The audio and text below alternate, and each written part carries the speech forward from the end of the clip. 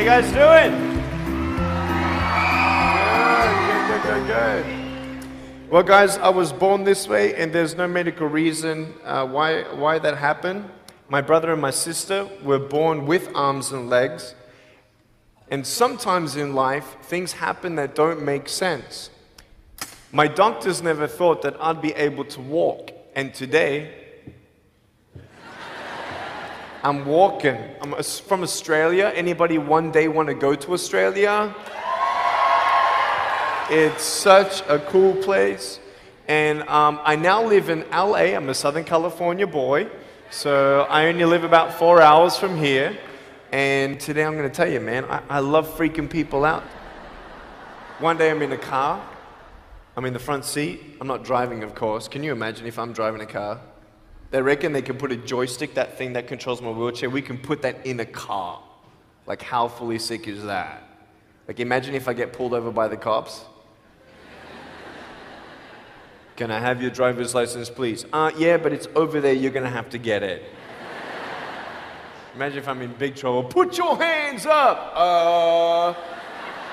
Get out of your car!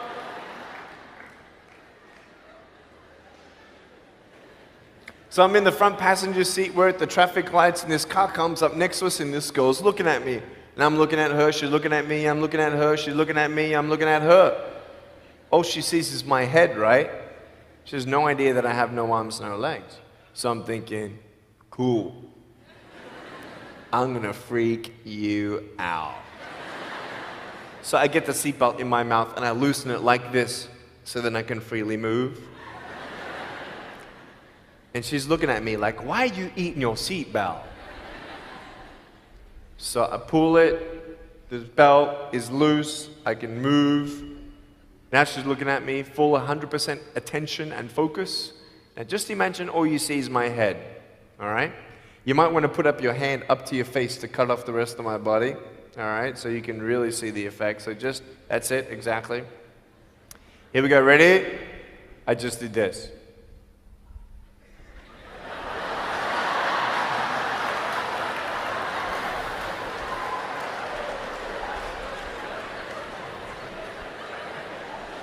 And her face, man, she was like, she nearly ran the red light, man. It was so good. My parents always said, Nick, you don't know what you can achieve until you try it. And the doctors looked at me and said, he's not going to walk, he's not going to go to school, he's not going to do anything in his life. And then my parents, they just loved me like crazy and said, you got to try. Try this, try that, try this, try that. And I'm thinking sometimes like, Mom and Dad, you're crazy, man. I have no arms, no legs. How would I ever be able to do this or do that? But they encouraged me and they loved me. And as human beings, we're waiting for stuff like that. We all want love. Everybody say, love. Very good.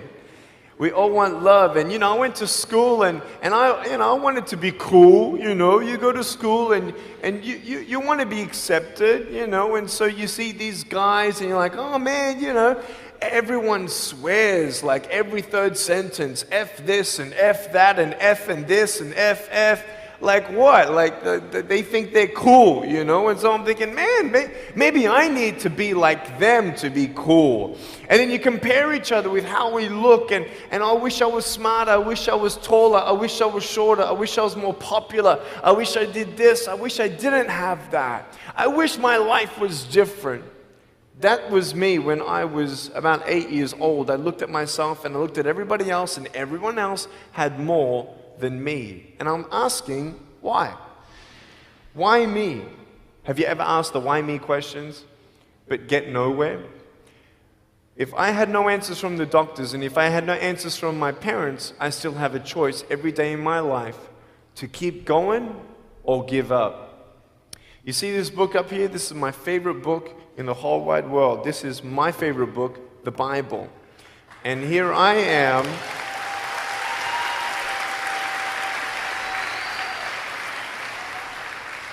And here I am, and for me, that's my full potential in all that I can be here on earth. And so encouragement takes me closer to all that I can be, and discouragement takes me away. You see, it only takes 3 seconds for someone to tease me when I was at school and just say, hey, you're ugly. Yeah, you can't do this and you can't do that. And some of you thinking like, man, seriously? You had kids picking on you? Like, how heartless are those kids? Picking on me with no limbs, like, you would probably say, well, I'm not that bad.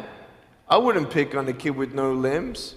But why would you pick on anyone? Well, because it's fun. It's just culture. Okay, we'll get to that. But for me facing all that stuff, I'm getting these seeds. Everybody say seeds. S-E-E-D-S, seeds. Have you seen the pictures of the sequoia reds up here in California? These huge trees. Like some of the trunks could be as nearly big as this room. I've seen those photos where they've actually dug out a tunnel in a trunk of a tree. You can drive a full-size SUV right through it. That all started with a little seed. If you leave a seed of lies in your heart and in your mind and you don't know the truth, if you don't know the truth, you will die with the lie. I started dying because I started believing what I was told. I want you to know the 3 things that I needed to come to in my life is the truth of my value, the truth of my purpose, and the truth of my destiny. I want you to know something. In our mind, we put ourselves down all the time. I want to ask you today, do you think I'm cool enough to be your friend? But I don't swear, I don't use the F-bomb. Am I still cool enough to be your friend? But I don't tease people. Am I still cool enough to be your friend? But I have no arms, no legs. Seriously.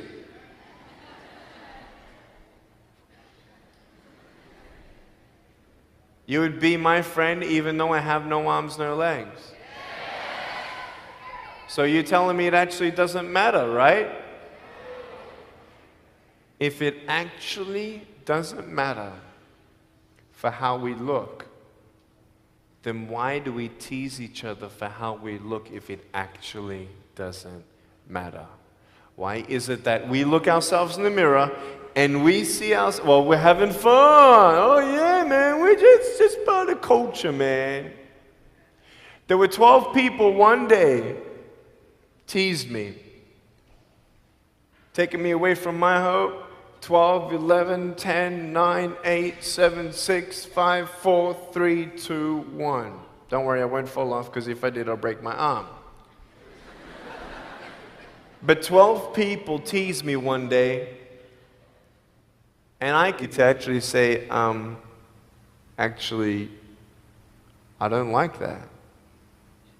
It's killing me. And they said, yeah, it's hurting me. He said, all right, I'm sorry, man. I was just, playing around. He said, give me a hug. He said, what? I said, give me a hug. He was like, all right. So I gave him a hug. I'm a hugging machine. We made the Guinness Book of World Records. 1,749 hugs in 1 year. We did it last year. My arms fell off, all right? The scary thing about hugging so many people is that anyone can just pick me up and take me home, all right? Like, what am I gonna do? Like, eat them or something? It's like, pretty mean headbutt, right? I want you to know that you might be playing around.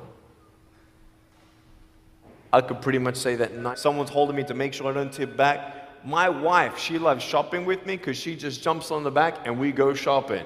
Like, she just shops and shops because she doesn't drop, right? We just go and do it. It's fun. Now, what I tried one day to do, you'll never believe me, maybe you will, just know that every word that comes out of my mouth is not an exaggeration. One day, I needed to move a car. So I got my wife to put my car, my 66 Chevelle, in neutral. It's a 2.5-ton car. and I backed it back with this thing. Just like this, like nothing. This thing is tough. Guess what? The definition of tough means it's strong. To show your strength, you need to do something that's difficult. I would sound so stupid if I said, hey guys, I got a Matchbox car one day and I got some fishing line and I towed that Matchbox car all around all day. How tough is my BMW? That's stupid. That's the same thing with bullying. You think you're tough? You're trying to show your strength? That's not your strength. Let me come back in 10 years and let me get your anyone have a 3-year-old nephew? Anybody have a 3-year-old nephew? Cool, put your hands down. I will get any one of your 3-year-old nephews, bring them tomorrow night at where I'm speaking, and we're going to put him up on stage and let me show you how tough I am. We'll get your 3-year-old nephew and we'll put him up here on the table and let me tease him. Let me show you how tough I am. That's what you are. I could pick on you, you biggest bullies. I could pick on anything you like. Any singer, any music that you like. I could tease you. I could tease your family. I could tease your friends. I could tease about the movies that you think are really cool. I could tease anything about you. I could tease you about your nose, your eyes, your teeth, your chin, your hair, your ears, your elbows, your knees, your whatever, man. I can tease you about anything.